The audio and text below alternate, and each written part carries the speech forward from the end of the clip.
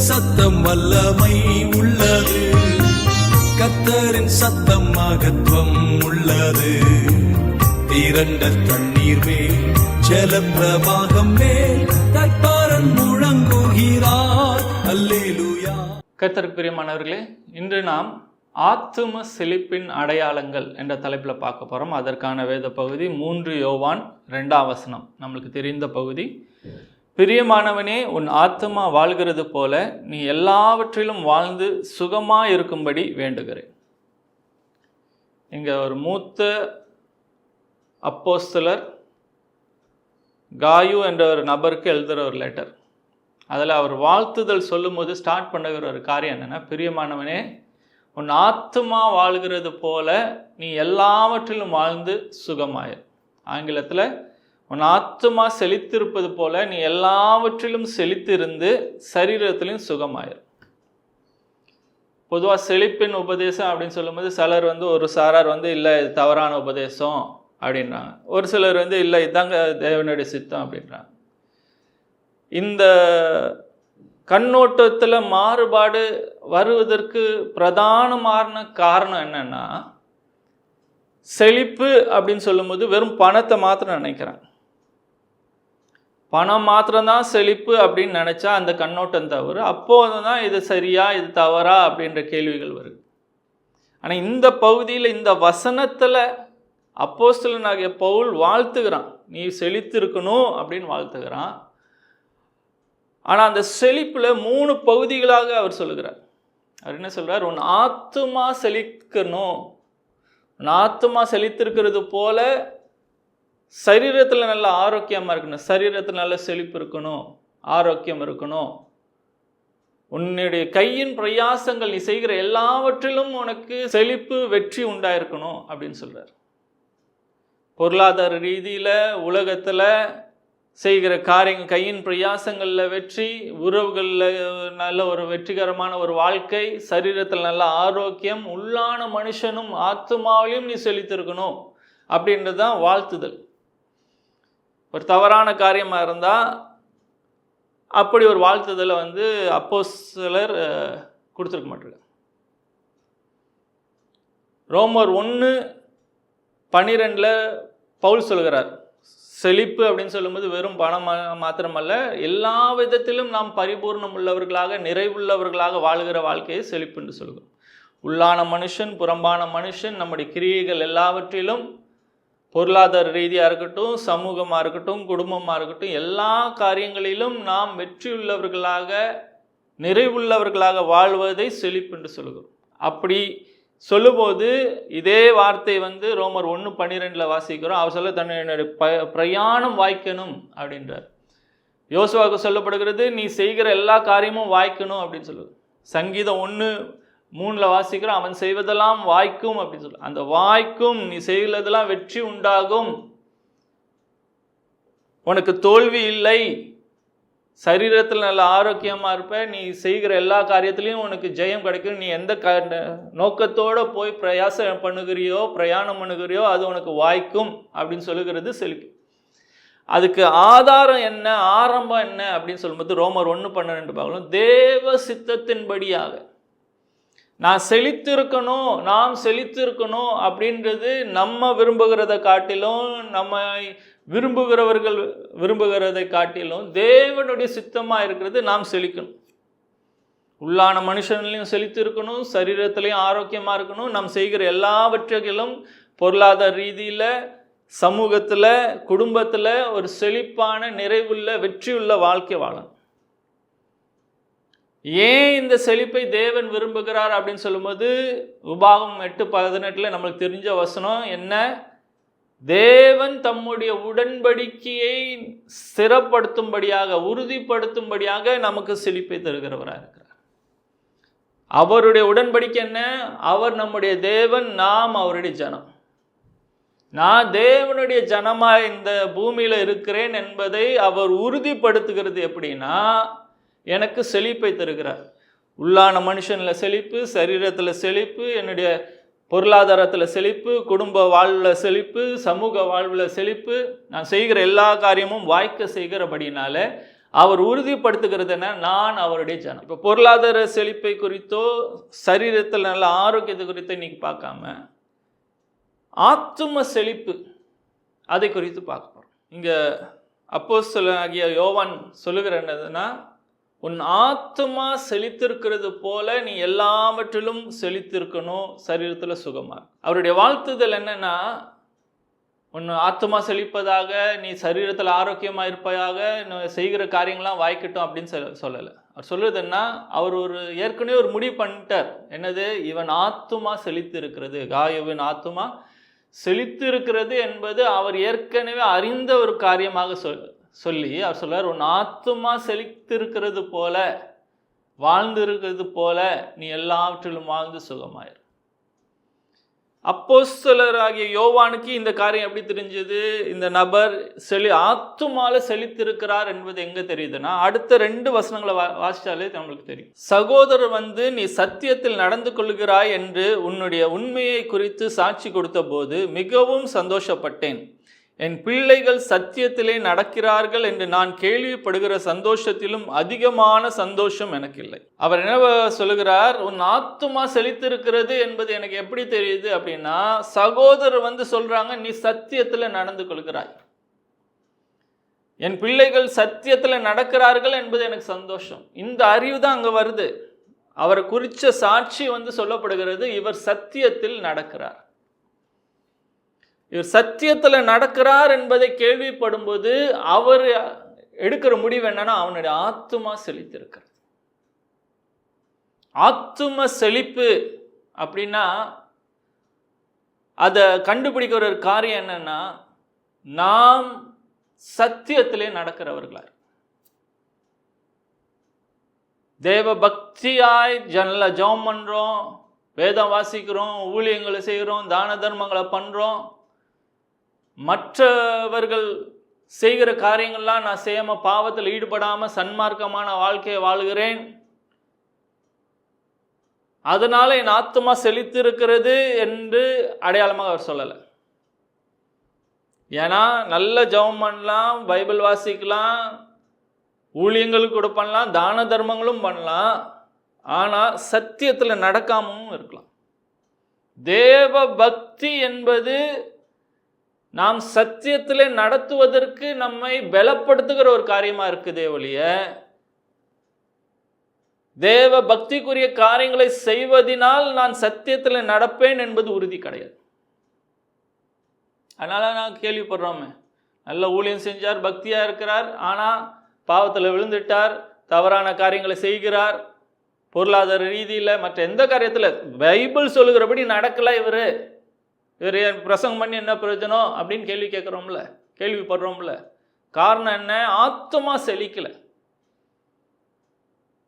ஆத்துமா செழித்திருக்கிறது என்னன்னா, நான் வேதத்தை வாசிக்கிறதுனால, ஜெபத்தினால அந்த வார்த்தைகளும் பரிசுத்த ஆவியானவர் எனக்குள்ளாக கிரியை செய்து வேதம் சொல்லுகிறபடி நான் என்னுடைய வாழ்க்கையை அமைத்து கொள்ளும் போதுதான் என் ஆத்துமா செழித்திருக்கிறது என்பது தெரிய வருகிறது.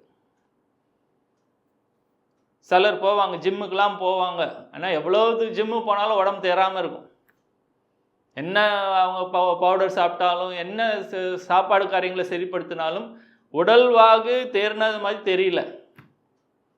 செழித்திருக்கிறார்களா? சொல்ல முடியாது. அதே மாதிரி நான் நிறைய ஆவிக்குரிய கிரியைகள்லாம் செய்கிறேன், ஆனால் என்னுடைய ஆத்துமா செழித்திருக்கிறது எப்போ தெரியும்னா, நான் சத்தியத்தின்படி நடக்கிறவனாக இருந்தால் என் ஆத்துமா செழித்திருக்கிறது என்பது வெளிப்படுகிற ஒரு காரியமாக இருக்கு.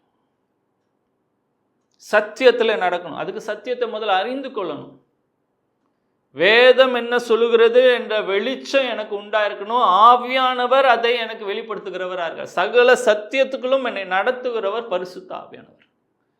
பரிசுத்த ஆவியானவர் நடத்துதலின்படி நடக்கிறவர்கள் ஆவியிலே செழித்தவர்களாக வாழ்கிறார்கள் என்று வசனம் சொல்கிறார். இன்னைக்கு நான் ஆத்துமால செழித்து தான் இருக்கிறேன் அப்படின்னு சொல்வதற்கு சில அடையாளங்களையும் நாம் பார்க்குறோம். சத்தியத்தில் தான் நடக்கிறேன் அப்படின்றதுக்கு வேற ஒரு வெளியில் தெரிகிற ஒரு காரியம் இருக்கும். நம்முடைய வெளிப்புறமான வாழ்க்கை அதை காண்பிக்கும். நான் சத்தியத்தில் நடக்கிறேன், ஆவியில் செழித்து இருக்கிறேன் என்பது வெளிப்படுகிற ஒரு சில அடையாளங்களை வேதத்திலிருந்து பார்க்கணும். முதலாவது சங்கீதம் 23:3 வசனம் சொல்லுவது நம்மளுக்கு தெரிந்த வசனம். அவர் என் ஆத்துமாவை தேற்றி என்னை நீதியின் பாதையில் நடத்துகிறார். அடுத்த வசனம் சொல்லுது, நான் மரண இருளின் பள்ளத்தாக்கிலே நடந்தாலும் பொல்லாப்புக்கு பயப்படேன், தேவரீர் என்னோடு கூட இருக்கிறீர். அந்த வசனங்கள் 2 வசனம் என்ன சொல்லுது? கர்த்தர் என் ஆத்துமாவை தேற்றுகிறவரா இருக்கார், உயிர்ப்பித்து அது பலப்படுத்துகிறவரா இருக்கிறார். அப்படி இருக்கிறபடினால நான் நீதியின் பாதையிலே நடக்கிறவனா இருக்கிறேன். அதை காண்பிக்கிற அடுத்த வசனம் என்னன்னா, எனக்கு சூழ்நிலைகள் எவ்வளோ மோசமாக இருந்தாலும், மரண இருளின் பள்ளத்தாக்கில் நடந்தாலும் நான் பொல்லாப்புக்கு பயப்படாதவனா இருக்கிறேன். நான் ஆத்துமாவில் சீர்பட்டவனாக செழித்திருக்கிறவனாக இருந்தால் என்னுடைய இமோஷன், என்னுடைய மனநிலை, என்னுடைய உணர்வுகள் முழுமையானதாக இருக்கும். நான் பயந்த சுபாவத்தில் வாழ்கிறவனா இருக்க மாட்டேன். என்னுடைய மனநிலை எப்படி இருக்கிறது? ஒரு காரியத்தை செயல்படும் போது அதை குறித்ததான பயம் இருக்கிறதா, தயக்கம் இருக்கிறதா, இல்லைன்னா சோர்வு இருக்கிறதா, இல்லைன்னா நான் இதற்கு தகுதியானவன் அல்ல அப்படின்னு மட்டுப்படுத்துகிற எண்ணங்கள் இருக்கிறதா? உங்கள் உணர்வு எப்படி இருக்குது? இமோஷ்னலாக எப்படி இருக்கீங்க? மென்டல் ஸ்டேட் எப்படி இருக்குது? என்னுடைய மனநிலை எப்படி இருக்குது? என்னுடைய உணர்வு ரீதியாக நான் ஸ்திரமாக இருக்கிறேனா? நான் ஆத்துமா செழிக்கிறவனாக இருந்தால் என் மனதும் செழித்து தான் இருக்கும். மனநிலை நிறைவாக திறனாக இருக்கும். நான் பயந்த சுபாவத்தில் இருக்க மாட்டேன். நான் தயக்கத்தில், தோல்வியின் மனப்பான்மையில், கோபத்தில் வாழ்கிறவனாக இருக்க மாட்டேன். செழிப்பு அப்படின்னு சொன்னால் வெறும் பணமாக இருந்தால் அப்போ பணக்காரங்களும் தானே இப்போ தற்கொலை பண்ணிக்கொண்டிருக்கிறார்கள். ஹார்வர்ட் யூக்ஸ் அப்படின்னு ஒரு அமெரிக்காவில் பெரிய பணக்காரர் இருந்தாராம். ஏர்பிளேன் கம்பெனிலாம் வச்சுருந்தாராம், சினிமா கம்பெனி வச்சுருந்துருக்கார், இப்போ நல்ல செல்வந்தராக இருந்தார். ஆனால் மனதில் அவர் எப்போதுமே ஒரு பயம் இருந்துதான். அவர் தனிமையில் இருட்டிலே வாழ்கிறவராக இருந்திருக்கிறாரு. ஒரு காலகட்டத்தில் பல மாதங்கள் தனிமைப்படுத்தவராக, வெளியே யார்ட்டுமே பார்க்காம, குளிக்காமல், தலைமுடி வெட்டாமல், நகம் வெட்டாமல், அப்படி சில மாதங்கள்லேருந்து அவர் மரிக்கும்போது தனிமையிலே மரித்தார். எவ்வளோ பணம் இருந்தும் அவருடைய மனம் பொருளாதார செழிப்பாக இருந்தார், ஆனால் அவர் மன ரீதியில் செழிப்பில்லை. ஆத்துமா செழிக்கணும், உள்ளான மனுஷன் செழித்திருக்கிறான் என்பது நம்முடைய மனநிலையில வெளிப்படுகிறதா இருக்கும். நம்முடைய மனதை தேவன் காக்கிறவராக இருக்கிறார். நம்முடைய மனம் தேவனுடைய வார்த்தையில கட்டப்பட்டுகிறதா இருந்தால் என்னுடைய இமோஷன்ஸ், என்னுடைய உணர்வு நிலை, மனநிலை செழித்திருப்பதாய் காணப்படும். இந்த மனநிலை செழித்திருக்கணும் என்பதற்கு உலகத்தில் நிறைய காரியங்கள் செய்கிறார்கள். ஆனால் என் மனதிலே நான் நிறைவுள்ளவனாக இருக்க வேண்டும் என்பதற்கு தேவன் கொடுத்திருக்கிற 2 காரியம், அவருடைய வார்த்தையும் பரிசுத்த ஆவியானவர். ஒரு அடையாளம். உங்கள் மனநிலை எப்படி இருக்கிறது செக் பண்ணி பாருங்கள். என் ஆத்துமா செழித்திருப்பதுன்னா நான் உணர்வு ரீதியில், மனநிலையில் நான் செழித்திருப்பேன், சீரான நிலையில் இருப்பேன். இது ஒரு அடையாளம். இன்னொரு அடையாளம் என்னன்னா, நான் மனதில், உள்ளான மனுஷனில் நான் செழித்திருக்கிறேன் என்பா என்னுடைய நினைவுகளும் சீராக இருக்கும். நம்மளுக்கு தெரிந்த வசனம் நீதிமொழிகள் 23:7. ஒரு மனுஷனுடைய யோசனைகள் எப்படியோ அப்படியே அவன் இருக்கிறான். அவன் எப்படி யோசிக்கிறானோ அதுக்கேற்றபடி தான் அவனுடைய வாழ்க்கை இருக்கிறது. என்னுடைய புறமான வாழ்க்கை, உலக ரீதியான வாழ்க்கை ஏன் இப்படி இருக்கிறதுனா என்னுடைய யோசனைகள் அப்படி இருந்திருக்கிறது. என்னுடைய யோசனைகள் இருக்கிறபடி தான் என் பேச்சு இருக்கும், என் செய்கை இருக்கும். என் பேச்சும் என் செய்கையின்படியாக என் வாழ்க்கை இருக்கிறது. அதுக்கு ஆரம்பம் எங்கன்னா என் யோசனைகள், நான் எப்படி யோசிக்கிறேன், என் எண்ணங்கள் எப்படி இருக்குது. என்னாகமம் 13:33 வாசிக்கிறோம். மோசே 12 வேவுக்காரர்களை அனுப்புகிறார். வேவ் பார்த்துட்டு வருகிறவர்கள 10 பேர் துர்ச்செய்தியை சொல்லுகிறார்கள், 2 பேர் நற்செய்தி சொல்கிறார். நம்ம எளிதாக இதை இந்த ஜனத்தை மேற்கொள்ளலாம், அந்த தேசத்தை சுதந்திரிக்கலாம், கர்த்தர் நம்மோடு இருக்கிறார்னு. ஆனால் அந்த 10 பேரோட மற்ற 10 பேரோட எண்ணங்கள் என்னன்னா, அவங்களுடைய கண்ணோட்டத்தில் அவங்க சொல்கிறாங்க, இல்லை அவர்கள் ராட்சதாராக இருக்கிறார்கள், அவங்களுக்கு முன்னால் நம்ம வெட்டுக்கிளி போல இருக்கோம் அப்படின்னு.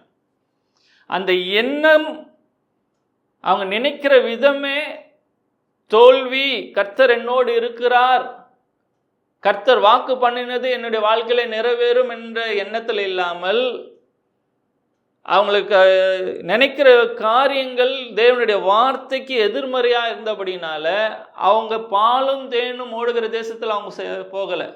அவங்களுடைய எண்ணத்தினால் பாதிக்கப்பட்ட ஒரு பெரும்பான்மையான கூட்டமும் போகலை. ராங் திங்கிங், தவறான எண்ணங்கள், யோசனைகள் செழிப்பை கெடுக்கிறதா இருக்கு. என் வாழ்க்கை செழிப்பாக இருக்கணும் அப்படின்னா முதல்ல என்னுடைய எண்ணத்தை மாற்றணும். என்னுடைய எண்ணங்கள் சீர்பட்டு இருக்கிறது எதை காண்பிக்கும்னா, என் ஆத்துமா செழித்து இருக்கணும். இந்த ஆத்துமா செழிப்பு, உள்ளான மனுஷன் செழிப்பு யாரோடு நமக்கு உறவு இருக்கிறது என்பதை பொறுத்தே இருக்கு. நீதிமொழிகள் 1:2 தெரியுமே, நீர்க்கால்களின் ஓரமாய் நடப்பட்ட மரம் தான் செழிக்கும். நாம் தேவனோடு உறவுள்ளவர்களாய் இருக்கும்போது தான், அந்த உறவிலே நாம் பலப்படும் போது தான் நம்முடைய ஆத்மா செழிக்கிறதா இருக்கு. அதற்கு அடையாளம் முதலாவதாக என்னுடைய மனநிலைகள், இமோஷன், உணர்வு ரீதியான மனநிலையும் சீர்பட்டு இருக்கும். நான் யோசிக்கிற விதமும் சரியாக தான் இருக்கும். எல்லாம் வேதத்தோடு இணைந்ததாக, தேவன் சொல்லுகிறதுக்கு இணைந்ததாக இருக்கும். ஆபிரகாமை குறித்து நம்ம வாசிக்கிறோமே ரோமர் 4. உலகம் சொல்லும், சரீரம் சொல்லும், அறிவு சொல்லும், அனுபவம் சொல்லும், இந்த சரீரம் செத்து போச்சுப்பா, 100 வயசுல குழந்தை பிறக்காது, அவன் அதை எண்ணாதிருந்தான் என்று வேதம் சொல்கிறது. எண்ணங்கள்ல அவனுடைய எண்ணம் என்ன? கர்த்தர் சொன்னது நிறைவேறும், அதை நிறைவேற்ற அவர் வல்லமையும் உண்மை உள்ளவராய் இருக்கிறார். என்னுடைய எண்ணங்கள் எப்படி இருக்கிறது என்பது என் ஆத்மா செழித்து இருக்கிறதா இல்லையா என்பதை காண்பிக்கிறது. வெளியில பணம் இருந்தாலும் ஆத்மா செழிக்காம இருக்க முடியும். சரீரத்துல சுகம் இருந்தாலும் ஆத்மா செழிக்காமல் இருக்க முடியும். ஆனா ஆத்மா செழித்திருக்கிறது என்றது இருந்தால் என்னுடைய எண்ணங்கள், நான் நினைக்கிற என்னுடைய யோசனை சீரா இருக்கும், வேதத்துக்கு ஒத்ததாய். ரோமர் 12:2 உங்க வாழ்க்கை மறுரூபம் ஆகணும்னா, சேஞ்ச் ஆகணுமா, டிரான்ஸ்ஃபார்ம் ஆகணுமா, இந்த மாதிரி வாழ்க்கை இல்லாம வேற விதமாக வேதம் சொல்லுகிறபடி தேவனுடைய வாக்குத்தத்தங்கள் நிறைவேறின ஒரு வாழ்க்கை உங்களுக்கு வேணும்னா, நீங்கள் உங்கள் மனதை புதிதாக்க வேண்டும். உங்கள் மனதை புதிதாக்கணும்னா திரும்பவும் அதே 2 காரியங்கள் தான் ஆண்டவர் கொடுத்திருக்காரு, அவருடைய வார்த்தையும் அவருடைய ஆவியானவர். அந்த ஒத்தாசையத்தில் நீங்க பலப்பட நீங்கள் என்னைக்கு வேதத்துக்கு ஒத்தபடி யோசிக்க ஆரம்பிக்கிறீர்களோ அன்னைக்கு உங்க ஆத்மா செழித்திருக்கிறது என்பது விளங்குகிறதா இருக்கும். உங்க எண்ணங்கள் சீர்பட்டா, வசனம் சொன்னபடி வாஸ்தபடி அவன் எண்ணங்கள் எப்படியோ அவன் வாழ்க்கை எப்படி இருக்கு. இன்னைக்கு என் வாழ்க்கை இந்த நிலைமையில இருக்கு அப்படின்றதுக்கு காரணம் என்னன்னா, என்னுடைய யோசனைகள் அப்படி இருந்திருக்கு. என் எதிர்காலத்தை நான் மாற்றணும்னா என் எண்ணங்களை நான் மாற்றணும். வேதம் சொல்லுகிறபடி என்ன எண்ணங்களை நான் மாற்றணும். ஆபிரகாமுக்கு தேவன் அதுதான் செஞ்சார். அவனுடைய எண்ணத்தை மாற்றுவதற்காக அவர் சொல்லியிருக்க வாக்குத்தத்தம் எப்பமோ பண்ணிட்டாரு, நான் அவனை பெரிய ஜாதி ஆக்குவேன்னு சொல்லிட்டு. ஆனா அவனுடைய எண்ணங்கள் மாறுவதற்காக தேவன் அவனுடைய பேரை மாத்திட்டார். ஆபிரகாம் நீ அழைக்கப்படாமல் ஆபிரகாம் என்று அழைக்கப்படுவாய் அப்படின்னு சொன்னோடனே அவன் சொல்லுகிறான், உன் பேர் என்னப்பா? ஆபிரகாம் சொல்லல. அதுக்கப்புறம் ஆபிரகாம், நான் அநேக ஜாதிகளுக்கு தகப்பன்.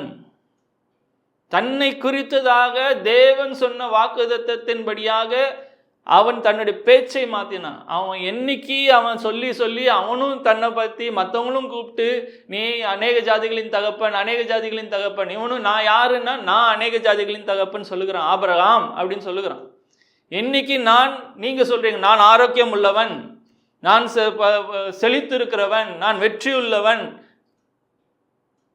நான் தேவ சித்தத்தை நிறைவேற்றுகிறவன், எந்த காரியத்தில் செழிப்பு வேணுமோ, வெற்றி வேணுமோ, அந்த காரியத்தில் தேவன் சொன்னதை ஏற்கனவே நீங்கள் பெற்றுவிட்டீர்கள் என்ற ரீதியில நீங்க யோசிக்க ஆரம்பித்து அதை அறிக்கை செய்ய ஆரம்பிக்கிறீர்களோ அப்பொழுது உங்கள் யோசனைகள் மாறும். உங்க யோசனைகள் கேட்டபடி உங்க வாழ்க்கை மாறும். அது வரைக்கும் மாறாத ஒரு காரியம், நிறைவேறாத வாக்குத்தத்தம் இந்த பேர் மாற்றின உடனே நிறைவேறுகிறதா இருக்கு. உங்க வாழ்க்கையில செழிப்பு வேணும், உள்ளான மனுஷனும் செழிக்கணும். அப்பதான் உங்க ஆத்மா செழிக்கிறது போல உங்க சரீரத்துல, சுகத்துல, நீங்க செய்கிற காரியங்கள்ல, பொருளாதார ரீதியில, எல்லா ரீதியிலும் செழித்திருப்பீர்கள். ஆத்மா செழிக்காம இங்கெல்லாம் செழிப்பு இருந்தா அது நிலையானதா இருக்காது. என வேதம் சொல்லுகிறதே, கர்த்தர் ஐஸ்வர்யத்தை தருகிறார், அவர் அதனோடு வேதனை கூட்டார். கர்த்தர் தராத ஐஸ்வர்யத்துல வேதனை இருக்கும். நான் செழித்திருக்கணும் என்பது தேவனுடைய சித்தமா இருக்கிறது. அதனுடைய ஆரம்பம் எங்கன்னா என்னுடைய செழிப்பு உள்ளான மனிதன்ல ஆரம்பிக்கணும். உள்ளான மனிதன்ல செழித்திருக்கிறேன் என்பது என்ன அப்படின்னா, நான் சத்தியத்துல நடக்கிறவனா இருப்பேன். அப்போதான் என் ஆத்மா செழித்திருக்கிறது. அதற்கான அடையாளங்கள் என்ன அப்படின்னு பார்க்கும்போது தான் நம்ம சொல்றோம், நான் ஆத்மா செழித்திருக்கிறதுனா என்னுடைய உணர்வுபூர்வமான மனநிலையிலே நான் ஸ்திரமாயிருப்பேன். என்னுடைய சிந்தனைகள் வேதத்துக்கு ஒத்ததாய் சீராயிருக்கும். என் ஆத்மா செழித்திருக்கிறது என்பதற்கு அடுத்த அடையாளம் என்னன்னா, நான் மன நிறைவுள்ளவனாக, நன்றியுள்ள ஒரு உணர்வு உள்ளவனாக வாழ்வேன். கேரக்டர் எப்படி இருக்கும்? 1 தீமோத்தேயு 6ஆம் அதிகாரம் 6ஆம் வசனத்தில் வாசிக்கிறோம், போதும் என்கிற மனதுடனே கூடிய தேவ பக்தியே மிகுந்த ஆதாயம். தேவ பக்தியா இருந்தும் திருப்தியே இல்லாத ஒரு வாழ்க்கை, எதற்காக எவ்வளவு இருந்தாலும் எது கொடுத்தாலும் திருப்தி ஆகாதவர்களாக, நன்றியுள்ள ஒரு உணர்வுள்ளாக, ஆண்டவரே கொடுத்த நன்மைகளுக்கு நன்றி சொல்ல மனது இருக்காது, ஆனால் கிடைக்காத நன்மைகள் மேலேயே உங்க ஃபோக்கஸ் இருக்கும். அப்படி இருக்கிறவர்கள் பக்தியா இருக்க மாட்டாங்கன்னு சொல்ல முடியாது. ஜபம் அதிகமா இருக்கும், வேத வாசிப்பு, ஊழியங்கள் செய்வாங்க, ஆனாலும் கர்த்தர் கொடுக்கிற நன்மைகள்ல, உறவுகளில் திருப்தி கொள்கிற ஒரு இருதயம் இருக்காது.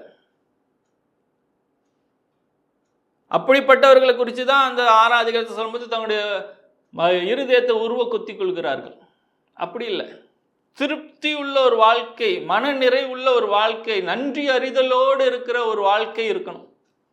அப்படி ஒரு நல்ல ஒரு நிறைவான, எதுக்குனாலும் தேங்க்யூ அப்படின்னு சந்தோஷப்படுகிற, திருப்தி கொள்கிற ஒரு கேரக்டர் இருந்தா ஆத்மா செழித்திருப்பதற்கு தானே அடையாளம். பவுல் சொல்லுகிறார், அதை குறித்து சொல்லும்போது பிலிப்பியர் 4ஆம் அதிகாரம் 11ஆவது வசனத்துல சொல்கிறார், நான் எந்நிலையிலும் மனரம்யமாக இருக்க கற்றுக்கொண்டேன். வாழ்ந்திருக்கவும் தெரியும், தாழ்ந்திருக்கவும் தெரியும்.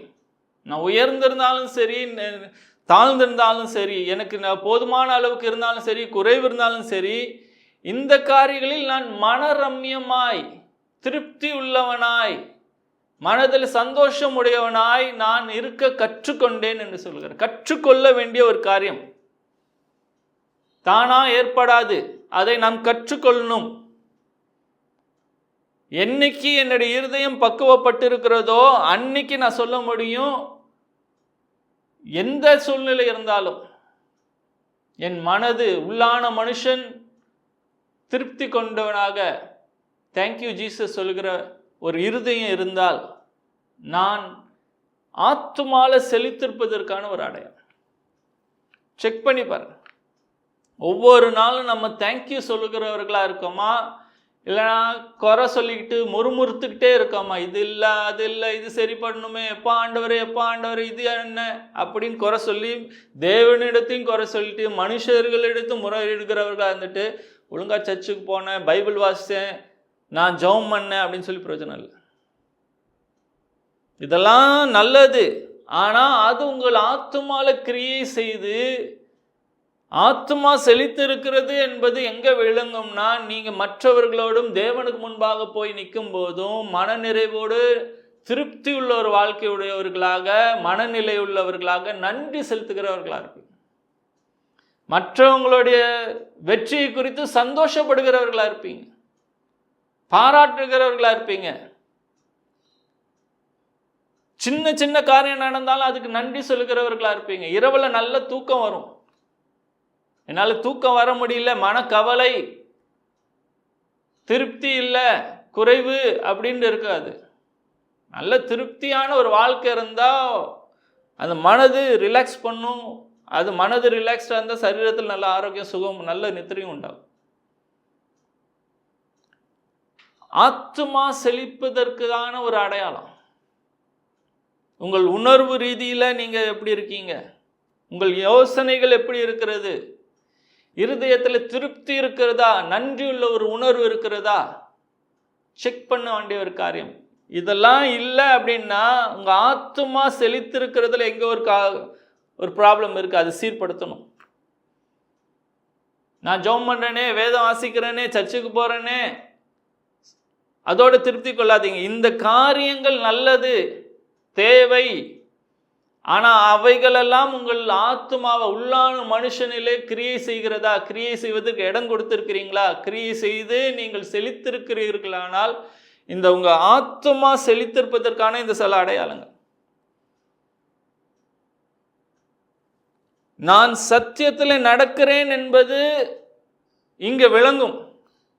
மனுஷர்களுக்கு முன்பதாக நான் சத்தியத்தில் தான் நடக்கிறேன்னு காமிச்சிட்டு ஆட்டோமேட்டிக்காக வெளியில் இந்தந்த காரியங்கள் அதுக்கு ஒத்து போகலைன்னா எங்கேயோ உள்ளான நம்ம சொல்லுகிறதும் செய்கையும் வித்தியாசப்படுகிறதுன்றார். இன்னொரு அடையாளம் இருக்கு. சங்கீதம் 112:7 வாசிக்கிறோம், துர்ச்செய்தியை கேட்கிறதுனால் பயப்படான், அவன் இருதயம் கர்த்தரை நம்பி திடனாயிருக்கும்.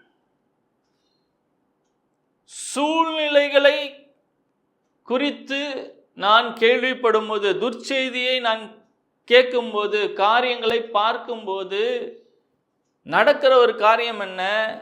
என் இருதயம் திடனாக இருக்கும். எதன் மேலே ஸ்திரமாக இருக்குது, ஸ்ட்ராங்காக இருக்குன்னா கர்த்தரை நம்புகிற நம்பிக்கையில். சூழ்நிலைகளை காட்டிலும் நான் தேவனிடத்தில் அதிக நம்பிக்கை உள்ளவனாக இருக்கிறேன். அதுதான் யோபு சொல்லுகிறார். யோபு 13:15 அவர் சொல்லுகிறார், அவர் என்னை கொன்று போட்டாலும் நான் அவர் மேல் நம்பிக்கையாக இருப்பேன். நான் அவர்கள் நம்பிக்கையாக இருக்கிறதுக்காக சூழ்நிலைகள்லாம் நல்ல சாதகமாக இருக்கணும்னு அவசியம் இல்லை. சூழ்நிலைகள்லாம் எதிர்மறையாக இருந்தாலும் நான் அவர் மேல் நம்பிக்கையாக இருப்பேன். வாழ்க்கையில் பிரச்சனை, போராட்டங்கள்லாம் இல்லாமல் இருக்குன்றது அர்த்தம் கிடையாது. இந்த போராட்டங்கள் என்ன நடந்தாலும், இயேசு எப்படி படகுல படுத்து நித்திரையாக இருந்தாலும், நல்ல புயல் அடிக்கட்டும், காற்று அடிக்கட்டும், படகுல தண்ணி நிரம்பி வழியிட்டும் இருந்தாலும் அவர் நித்திரையாக இருந்தார். இந்த எந்த காரியத்தை குறித்தும் அவர் கவலைப்படலை. கவலைப்பட்டு கொண்டிருந்தது சீஷர்கள் எழுப்புறாங்க, ஐயா நாங்கள் சாக போகிறோமே, கவலை இல்லையான்னு கேட்கும்போது அவருக்கு ஏன் அற்ப விசுவாசிகள் தான் கடிந்து கொண்டார். அவங்கள தான் கடிந்து கொண்டார். இவ்வளோ நாள் கூட இருந்தும் உங்கள் ஆத்துமா செழிக்கலையே, ஸ்ட்ராங் ஆகலையே, கர்த்தர் மேல் நம்பிக்கையா இல்லையே, கர்த்தரே கூட இருந்தும் சாக போகிறோம் சொல்றீங்களே. அவர் எந்திரிச்சு ஒரு வார்த்தை சொல்ல, இறையாதே அமைதலாயிரு. அந்த மனநிலை, இயேசு கூட இருந்தால் காத்தடிக்காது, புயல் அடிக்காது, தண்ணி போட்டுக்குள்ள வராதுலாம் கிடையாது. என்ன வந்தாலும் இயேசு என்னோடு இருக்கிறாரே, என் நம்பிக்கை அவர் மேல் இருக்கும். நான் நல்ல அப்படியே 5000 மக்களுக்கு போஷித்து 12 நேரம் கூட நான் மீன் எடுத்தாதான் நான் அவரை நம்புவேன் இல்லை, புயல் அடித்தாலும் நான் அவரை தான் நம்புவேன். என் நம்பிக்கையிலே நான் அசையாமல் இருக்கிறேன், கர்த்தரை தான் எல்லாவற்றுக்கும் நான் நம்புகிறேன் என்று சொல்லும்போது தான் என் ஆத்துமா செழித்திருக்கிறது என்பது தெரிகிறதா இருக்கு. இன்னைக்கு பார்த்த காரியம் அதுதான். ஆத்துமா செழிக்கணும் முதல்ல. அங்கதான் செழிப்பின் ஆரம்பமே இருக்கு. இங்க ஆத்துமா செழிக்காம உலகத்துல எவ்வளவு ஐஸ்வர்யம் இருந்தாலும், எவ்வளோ சரீரத்தில் சுகம் இருந்தாலும் காரியங்கள் சந்தோஷமாய் முடியாது. ஆனால் தேவன் சொல்லுகிறார், என் ஆத்துமா செழிக்கும் போது இங்கேயும் செழித்திருக்கணும், சரீரத்தில் ஆரோக்கியமாக இருக்கணும், ஐஸ்வர்யம் இருக்கணும், சமூக வாழ்வு, குடும்ப வாழ்க்கையில் வெற்றி உண்டாகணும், அதுவும் இருக்கணும். தேவன் எல்லாவற்றும் விரும்புகிறார். உள்ளான மனுஷனை மாத்திரம் இல்லை, இந்த புறமான மனுஷனையும் அவர் ரட்சிக்கிறதுக்காக திரும்ப வரப்போகிறார். இந்த சரீரமும் மகிமையான சரீரமாய் மாற்றி நம்மை அவரோடு கூட என்றென்றைக்கும் வாழ்கிற ஒரு வாழ்க்கையை, அனுபவத்தை கொடுக்க போகிறார். ஆனால் பூமியில் நான் வாழ்ந்திருக்கும் போது அவருக்கு நான் சாட்சியாக இருக்கணும்னா, அவர் என்னுடைய தேவன் என்பதை என்னுடைய சரீரம், என்னுடைய செய்கை, என்னுடைய வாழ்க்கை, என்னுடைய மனநிலை, என்னுடைய யோசனைகள், என்னுடைய பேச்சு, நான் அவர் மேல் வைத்திருக்கிற நம்பிக்கையை வெளிப்படுத்துகிறதா. இன்னைக்கு ஆண்டவர் உங்களோடு சொல்லுகிறார், உங்கள் ஆத்துமா செழிக்கிறது போல நீங்கள் எல்லாவற்றிலும் செழித்து வாழ்ந்து சுகமாக இருப்பீர்களாக.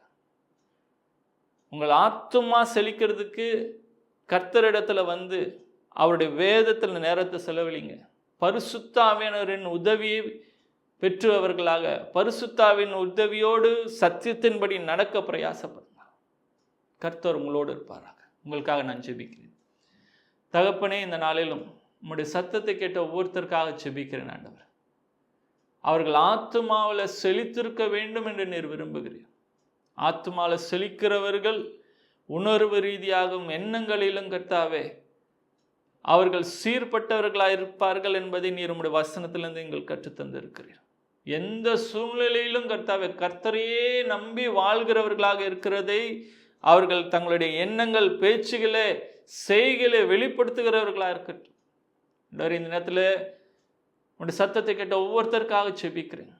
அவர்கள் வாழ்க்கையில் ஆத்துமா செழிப்பதாக, அவர்கள் ஆத்துமா செழிக்கிறது போல சரீரத்தில் சுகம் உண்டாயிருக்கட்டும். அவர்கள் செய்கிற எல்லா காரியத்திலும் வெற்றி உண்டாகட்டும் ஆண்டவர். அவர்கள் செய்கிற எல்லா பிரயாணங்களும் பிரயாசங்களில் வெற்றி உண்டாகட்டும் ஆண்டவர். நீர் அவர்கள் தேவன் என்பதை அவர்களுடைய செழிப்பின் வாழ்க்கையை வெளிப்படுத்தட்டும். நாம மகிமைப்படுவதாக இயேசு நாமத்தில் கேட்கிறேன் நல்ல பிதாவே. ஆமென். God bless you. For contact J. Seelan Paul Ministries, contact number 97907 Mail ID wordofgod.paul@gmail.com. Jey Seelan Paul ministries வழங்கிய நற்செய்தி உங்களுக்கு பிடிச்சிருந்தா மறக்காம இந்த சேனலை லைக் பண்ணுங்க, ஷேர் பண்ணுங்க, சப்ஸ்கிரைப் பண்ணுங்க. கீழே இருக்க பெல் ஐக்கானை கிளிக் பண்ணுங்க.